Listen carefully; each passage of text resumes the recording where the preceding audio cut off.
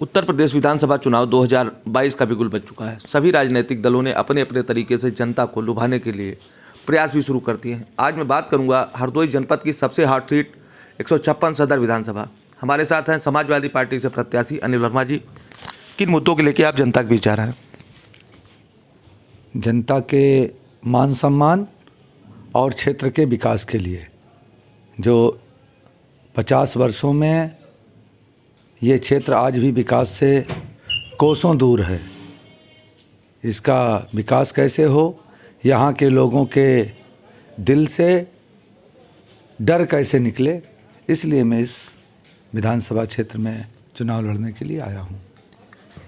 आपके सामने जो प्रतिद्वंदी प्रत्याशी हैं उनको लोग विकास पुरुष करते हैं, तो फिर हरदोई में विकास क्यों नहीं हुआ? ये तो उन्हीं से पूछना चाहिए। आज सड़कों की स्थिति देखिए, नगर की सड़कें देखिए, नगर के आसपास की सड़कें देखिए, गांव की सड़कें देखिए। शहर के आसपास का जो 5 किलोमीटर का दायरा है, उस दायरे में जो लोग रहते हैं उनके घरों में बिजली की व्यवस्था क्या है, पानी की व्यवस्था क्या है, जल निकास की व्यवस्था क्या है, सफाई की व्यवस्था क्या है। इन 50 वर्षों के अंतराल पे अगर देखा जाए तो कोई भी सांसद रहा हो, कोई भी जिला पंचायत अध्यक्ष रहा हो, मेरे कहने का मतलब चाहे वो प्रमुख हो चाहे वो प्रधान हो, इन्हीं के द्वारा ही चलता रहा है। उसकी अपनी पहचान भी इन्होंने छिपाने का काम किया है। विकास के कार्यों में तो मेरी समझ से इन्होंने कोई विकास का कार्य नहीं किया है। केवल दल बदल करके और लोगों को अपमानित करके अपने साथ जोड़ते रहे हैं। बस आज की जो परिस्थितियां हैं, उन परिस्थितियों में इस क्षेत्र की जनता, यहाँ के रहने वाले लोग, वो चाहते हैं कि बदलाव होना चाहिए। जनता आपके साथ आना तो चाहती है, लेकिन उसके बावजूद कहीं अंदर से दहशत और डर जैसा कोई माहौल दिख रहा है आपको? देखिए, डर और दहशत का माहौल उन्हीं लोगों में है जो किसी पद पर हों, चाहे वो प्रधान रहे हों, चाहे वो प्रमुख रहे हों, चाहे वो कोटेदार हों, चाहे वो किसी संभ्रांत नागरिक जो है वो डरता है।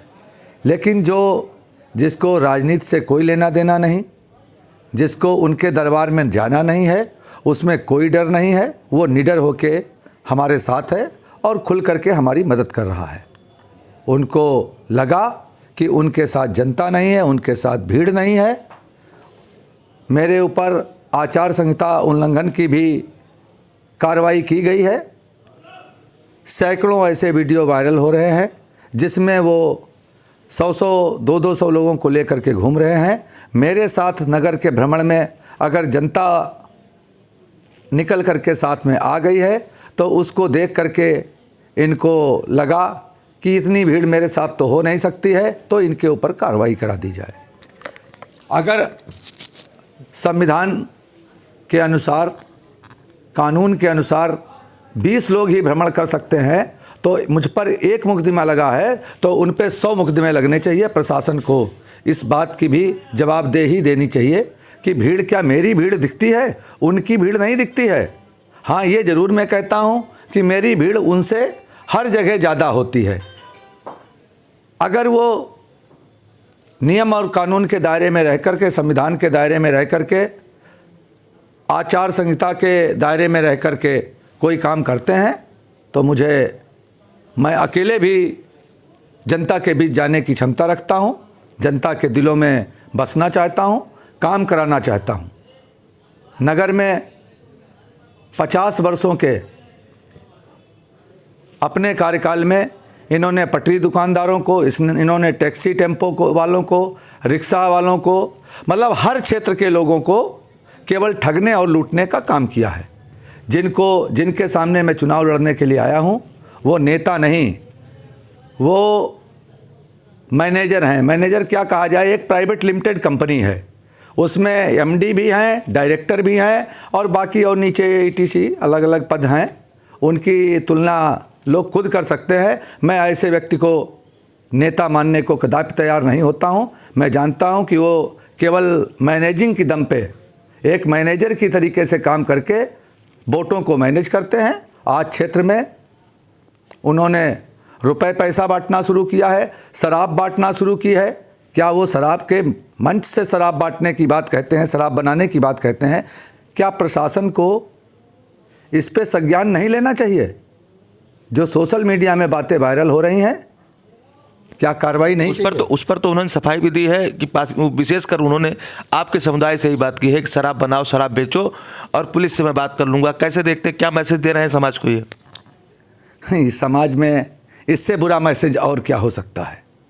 अगर कोई संभ्रांत व्यक्ति, इतने बड़े पदों पर रहने वाला व्यक्ति, जिसको लोगों के सुख दुख में शामिल होना चाहिए, उनके बच्चों को नौकरी दिलानी चाहिए, उनको बच्चों को रोज़गार दिलाना चाहिए, उसकी बात ना करते हुए ये शराब पीने की और शराब बनाने की बात करते हैं।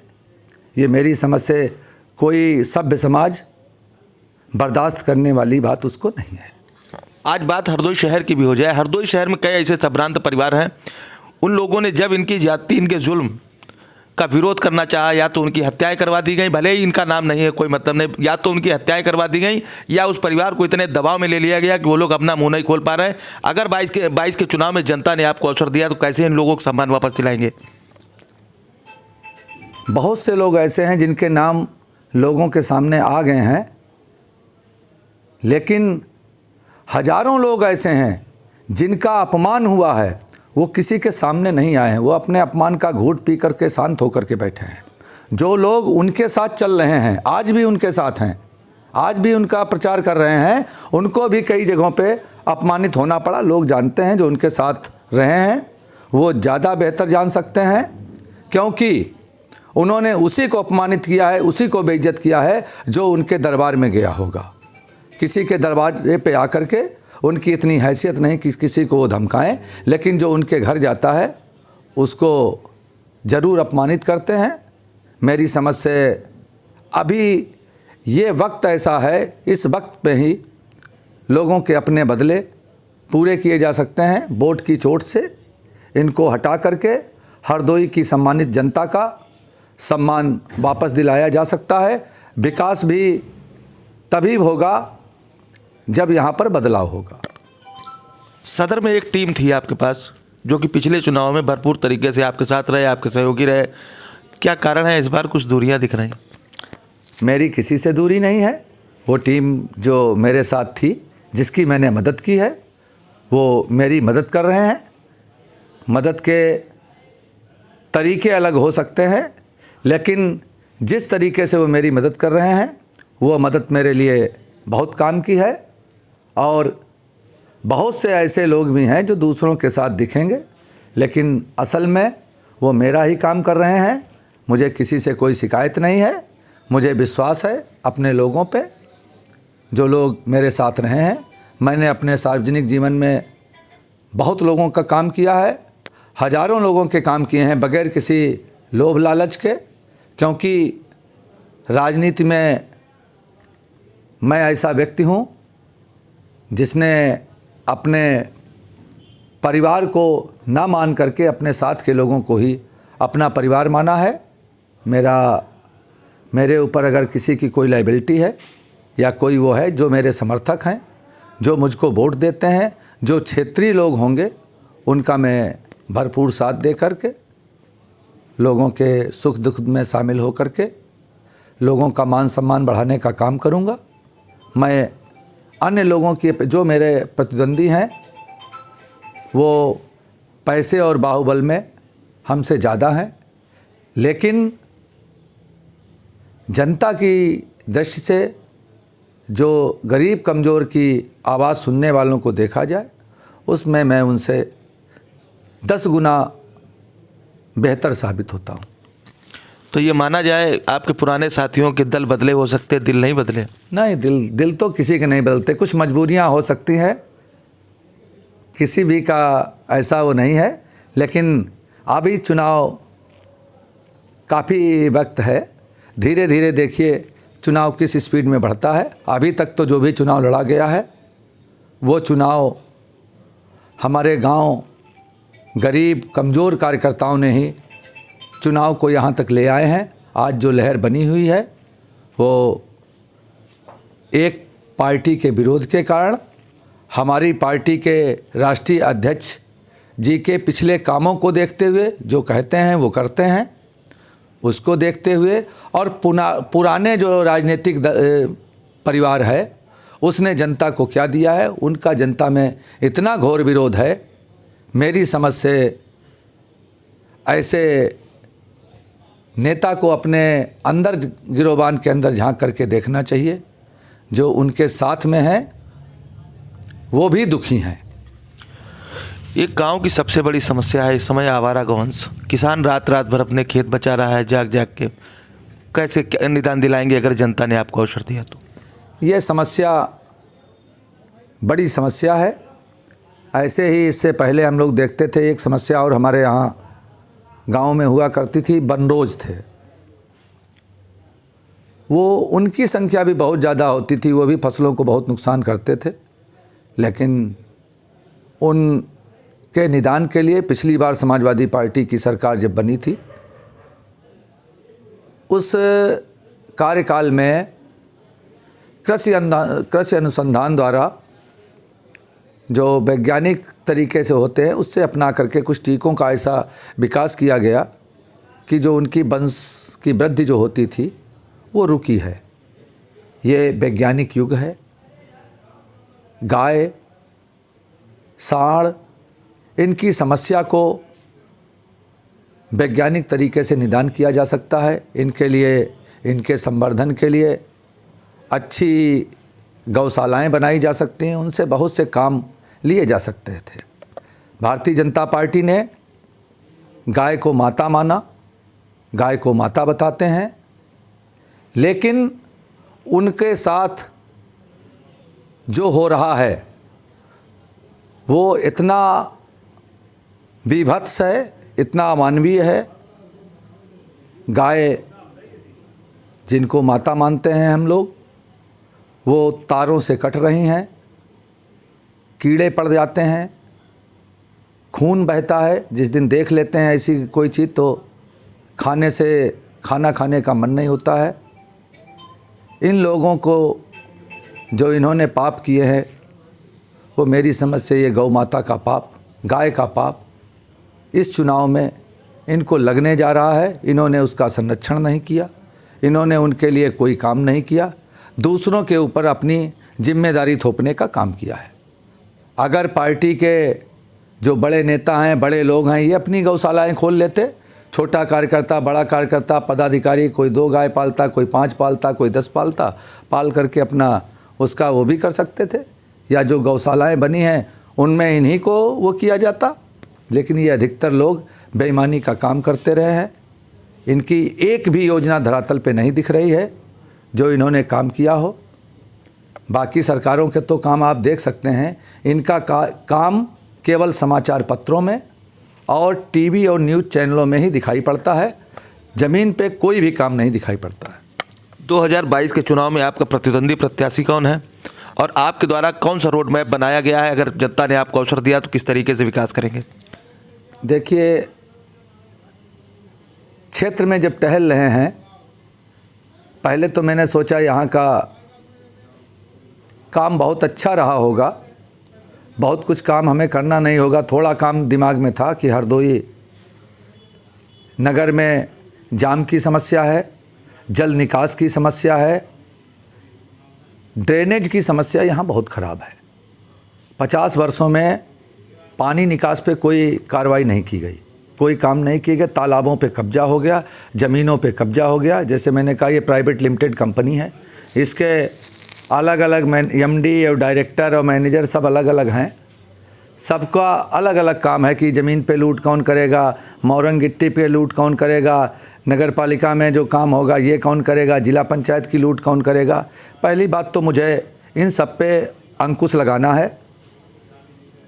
मेरे चुनाव जीतने के बाद में नगर के अंदर जो नगर पालिका की तहबाजारी चलती है, गरीबों से, ई रिक्शा वालों से, टेम्पो टैक्सी वालों से, ठेला खोमचा वालों से जो पैसा वसूला जाता है, ये मैं चुनाव जीतने के 3 दिन के अंदर ही बंद कराने का प्रयास करूंगा। किसी गरीब कमज़ोर से 150 रुपए की जो लूट पर डे होती है और उसका हिस्सा इन बड़े नेताओं के घरों को जाता है, सबसे पहले मेरा काम उस पर अंकुश लगाने का होगा।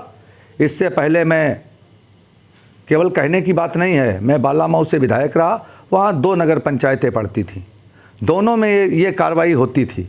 मेरे चुनाव जीतने के बाद मैंने तत्काल उनको बंद कराया है। टेम्पो टैक्सी यूनियन नहीं चलने दिए, किसी से पैसा वसूली नहीं होने दी, किसी सब्जी वाले से पैसा वसूलने नहीं दिया गया, किसी खोमचे वाले से वसूली ये जो नगर पालिकाएँ करती हैं ये मैंने रोक दी थी। नाम मात्र का पैसा सरकारी खातों में जमा होता है, करोड़ों रुपए इनके व्यक्तिगत लोगों की जेबों से होता हुआ इनके घरों तक पहुंचता रहा है। मैं इस पे अंकुश लगाऊंगा और योजनाएं देख ली जाए, पानी निकास की व्यवस्था होगी, रोड बाईपास जो हरदोई में अभी तक नहीं हुआ, जिसकी घोषणा अब इन्होंने की है, 50 साल तक क्यों नहीं की थी। आज जो काम की बात करते हैं बड़े नेता हैं, एक भी काम ऐसा बता दें कि हरदोई नगर में, हरदोई शहर में जो काम हुआ है वो पड़ोस के जनपद जो 7-8 ज़िले पड़ते हैं, जो जिनकी सीमा हरदोई से जुड़ती है, उससे अतिरिक्त इन्होंने कराया हो। कोई फैक्ट्री लगा दी होती जिसमें 100-200 टाइप के अच्छे लोगों को बाहर से आ गए होते, उनके अंडर में 100-100 200 लोग होकर के काम करते, ऐसी फैक्ट्री लगाते जिसमें 10-20 हज़ार वर्कर होता, हरदोई के लोगों का विकास होता, पढ़े लिखों का सम्मान होता। एक भी काम कोई, आप लोग मीडिया से हैं, उनसे सवाल पूछिए आपने क्या किया जो हरदोई में नहीं है।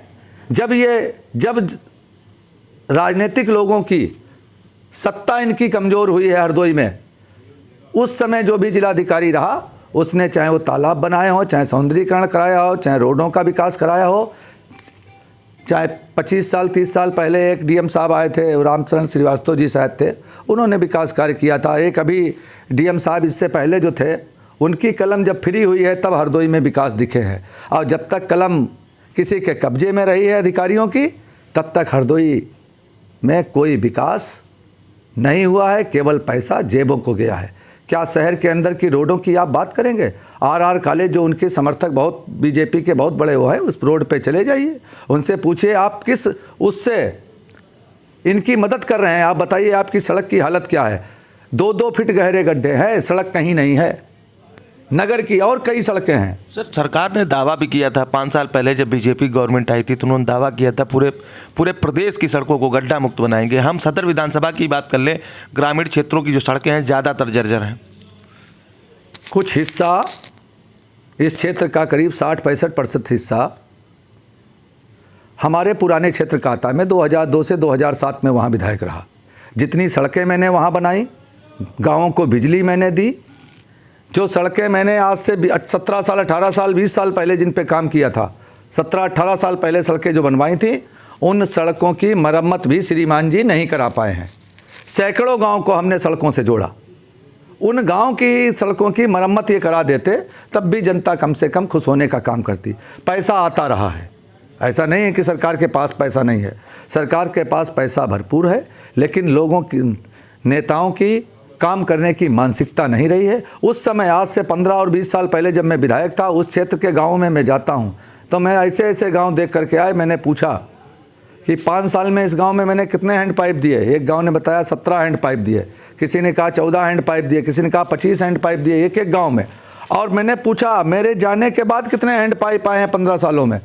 गाँव के लोगों ने बताया कि आपके जाने के बाद 1-2 हैंड पाइप आए हैं, नहीं तो इस पंचवर्षीय में तो लोगों को नए हैंड पाइप के दर्शन भी नहीं हुए हैं। कितने हजार वोटों से जीत का दावा है? अब ये तो वोट यहाँ पर जिस हिसाब से खुलेआम लोग मेरे साथ चल रहे हैं, जीत मुझे निश्चित दिख रही है।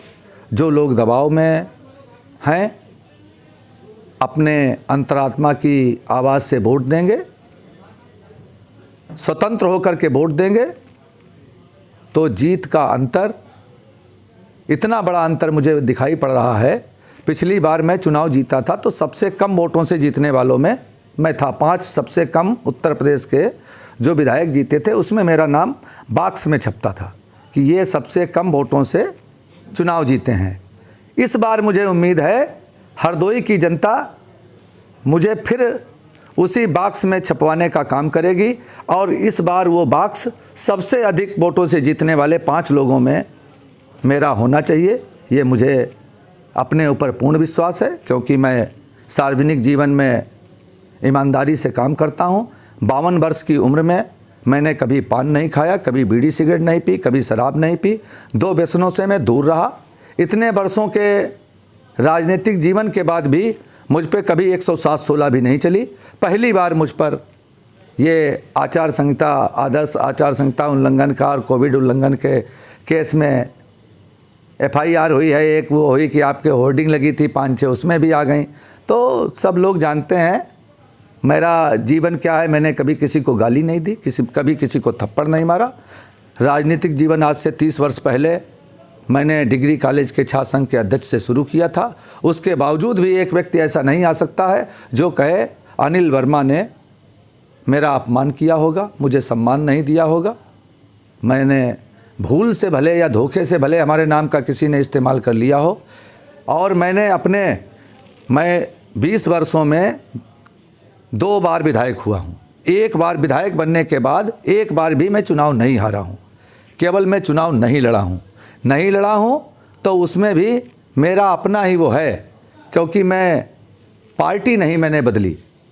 मैं मजबूरी बस कहीं गया होगा, कहीं बात आई होगी, बात का विरोध किया होगा, सही बात के लिए आवाज़ उठाता हूँ। लोग कहते हैं दल बदल की बात, दल बदलू मैं कभी नहीं रहा। दल बदलू तो वो हैं जिनके कारण मुझे टिकट नहीं मिलता रहा है, मुझे हटना पड़ा है। 20 वर्षों में जब मैं पहली बार विधायक हुआ, विधायक बन के भी चुनाव नहीं लड़ा। 2012 में विधायक बना, 17 में चुनाव नहीं लड़ा हूँ। मैं लोकसभा चुनाव लड़ना चाहता था। इनके आने के बाद ये भारतीय जनता पार्टी में आ गए। मैंने भाजपा का टिकट ही नहीं मांगा, कोई होर्डिंग नहीं लगाई। मेरे बारे में कोई नहीं कह सकता अनिल वर्मा दल बदलू हैं और दल बदलते हैं। मैं अपनी किसी भी बात से, गलत बात से कोई समझौता नहीं करता हूँ। मैंने लोगों के बीच में काम किया है, मेरे काम करने की क्षमता मुझे पता है। मैं इस क्षेत्र के लिए अगर मैं विधायक बनता हूँ, जनता मुझे विधायक बनाती है, तो मैं इतना काम करूँगा, इतना काम, ऐसा काम ला करके इस हरदोई के लिए दिखा दूँगा कि लोग कम से कम 50 साल बनाम 5 साल को देखेंगे। 50 साल बनाम 5 साल। हमारे साथ थे सदर विधानसभा से। सबसे ज़्यादा सदर विधानसभा हरदोई जनपद की हॉट सीट है और यहाँ इतनी गर्मी बढ़ा दी है अनिल वर्मा जी ने। अब देखना यह होगा कि 2022 के चुनाव में जनता किसके साथ जाएगी। एक तरफ अनिल वर्मा जी हैं तो सामने विधानसभा के उपाध्यक्ष नितिन अग्रवाल। देखना यह होगा किसके दावे में कितनी सच्चाई। माय भारत के लिए कैमरा पर्सन संतोष के साथ अरविंद तिवारी, हरदोई।